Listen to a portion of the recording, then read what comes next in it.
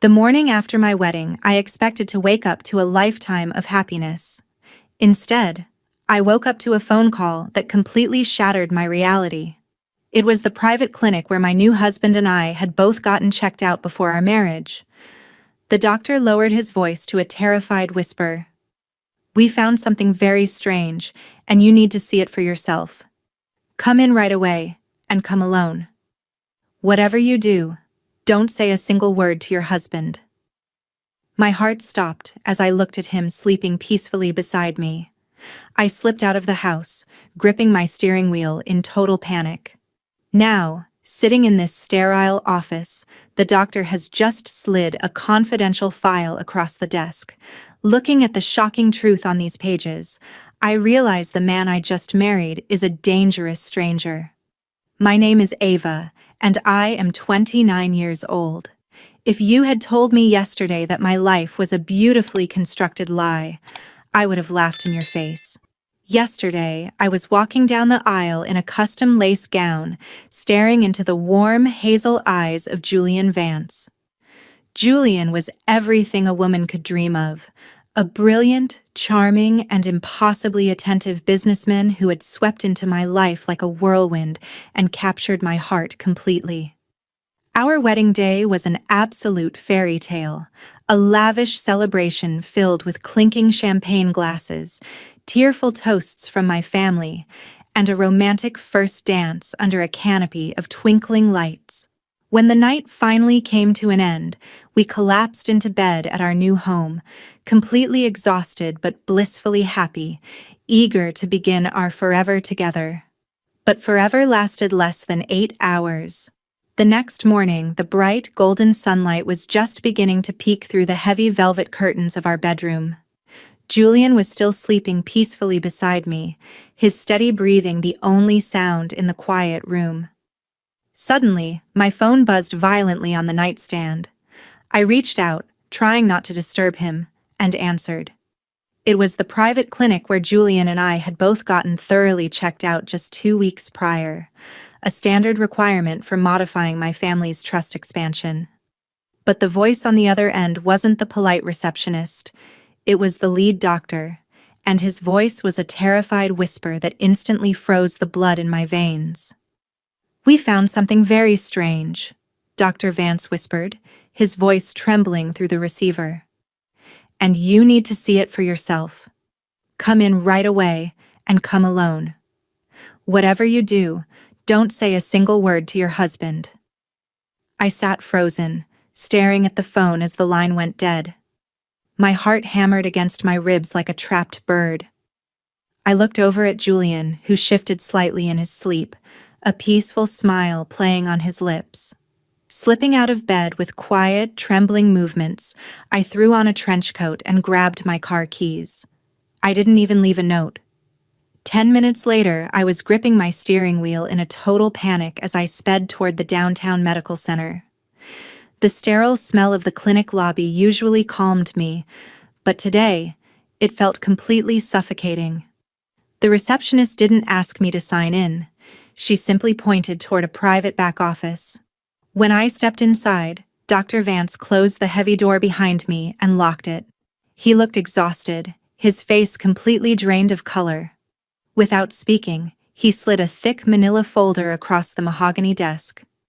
"Ava, the routine genetic and blood profiles you submitted for the family trust came back from the lab this morning," he said, his voice entirely flat. "The DNA profile of the man you married yesterday does not match any official records for Julian Vance. In fact, the real Julian Vance passed away 5 years ago in Colorado." The room seemed to spin violently, the sterile white walls blurring into a dizzying smear. I stared down at the documents, my fingers trembling so hard the paper rattled in my hand. "That's impossible," I stammered, shaking my head in flat denial. "I've been with him for a year. I know his family, his business associates. I know him." Dr. Vance shook his head grimly, pointing to a certified death certificate and a facial recognition comparison sheet. "The real Julian Vance died in a tragic skiing accident. The man living in your house used a stolen identity and impeccable deep cover forgery to rewrite his past. He is actually Thomas Finch, a high-level corporate fraudster who escaped federal custody 2 years ago. I choked back a sob, the realization hitting me like a physical blow. Thomas Finch had targeted me, orchestrating a perfect whirlwind romance solely to gain legal entry into my family's multi-million-dollar estate. "We've already quietly alerted federal authorities," Dr. Vance warned, leaning forward and lowering his voice to a razor-sharp whisper. "But you cannot confront him, Ava. If this imposter realizes the clinic has flagged his medical records, or that his cover is blown, he will panic. Men like him don't just run, they eliminate liabilities. For your own safety, you must walk back through that front door, look him in the eyes, and pretend absolutely nothing has changed." My chest tightened with pure terror. I had to go back home and play the role of a blissfully happy bride to a cold-blooded criminal. Walking back into our house was the hardest thing I had ever done. Every instinct screamed at me to turn around and run as fast as I could, but I forced my shaking legs to move.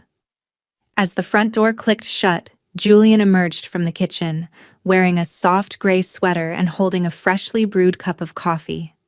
He smiled, that warm, breathtaking smile that had once made my heart melt, but now it made my skin crawl with pure horror.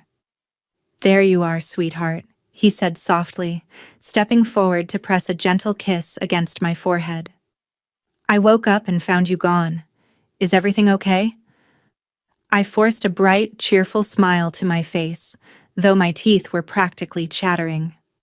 "Just a quick morning errand, honey," I lied smoothly.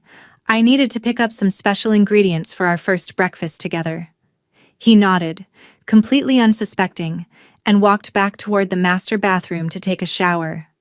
The second the bathroom door closed and the sound of rushing water filled the hallway, my artificial smile vanished. I moved with frantic speed. I slipped into his private home office and found his heavy leather briefcase resting on the floor beside the desk. Using the small key I had seen him hide in his watch drawer, I snapped the brass latches open. Inside, tucked beneath standard business portfolios, was a false bottom. My breath caught as I pulled out a collection of hidden offshore bank statements, a second passport featuring his face under a completely different name, and corporate legal contracts drafted to quietly liquidate my family's entire commercial estate the moment our honeymoon concluded.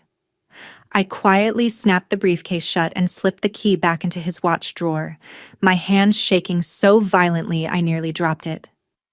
I could hear the shower water stopping in the bathroom. Taking a deep breath, I smoothed down my coat, walked back into the kitchen, and began frying eggs as if my entire world hadn't just turned to ash. When Julian walked out, damp-haired and smiling, I served him breakfast and chatted about our upcoming honeymoon destination. I played the part of the blissfully ignorant, devoted newlyweds to absolute perfection. But the moment he left the house for an afternoon business meeting, I went straight to work. Instead of confronting him directly or running to the local police, which might cause him to flee, I secretly contacted my family's trusted corporate attorney and a high-level private investigator. Over a tense 3-hour meeting at a secure, undisclosed location, we formulated an airtight trap disguised as a routine family business celebration. As I sat across from this dangerous man at the dinner table later that evening, smiling while my heart hammered against my ribs, I wondered how far his lies had traveled. Follow my story until the end to see how I trapped him, and comment the city or country you are watching from so I can see how far this story has reached. Looking at him sip his wine, I suggested we host a formal dinner at my family's estate the following evening to officially sign over his managerial access to our trust. His eyes gleamed with unchecked greed as he eagerly agreed, completely unaware that he was walking straight into his own execution.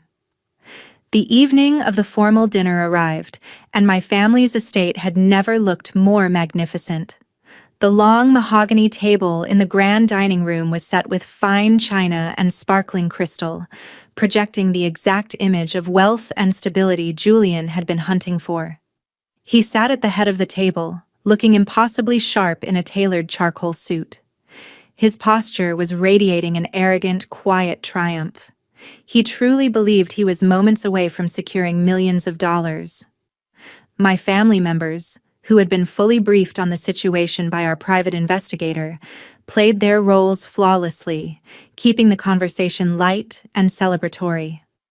Finally, our corporate attorney stepped into the room, carrying a thick manila folder containing the legal documents. Julian's eyes gleamed with raw, unchecked satisfaction as the attorney slid the paperwork across the polished wood directly toward him. This document will finalize the transfer of managerial access for the entire family trust, the attorney stated calmly. Julian picked up a heavy gold pen, offering me a quick, reassuring wink before pressing the nib to the paper. He signed his name with theatrical flourish, completely convinced he had just won the ultimate game. But as he finished his signature, the attorney didn't take the papers back. Instead, he smoothly flipped the page over to reveal a hidden second document. "Now, please read the text on the back," the attorney said, his voice dropping all pre-verted warmth.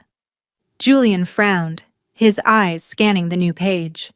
In an instant, the smug, arrogant smile completely vanished from his face, and his skin turned a ghostly, terrifying shade of pale. He hadn't signed an asset transfer at all. He had just signed a comprehensive legal confession detailing his true identity, his federal escape status, and his fraudulent schemes. An airtight trap prepared directly by the federal authorities, who were already waiting quietly right outside the double doors. The double doors of the dining room burst open, and federal agents poured into the room before Julian could even drop the gold pen.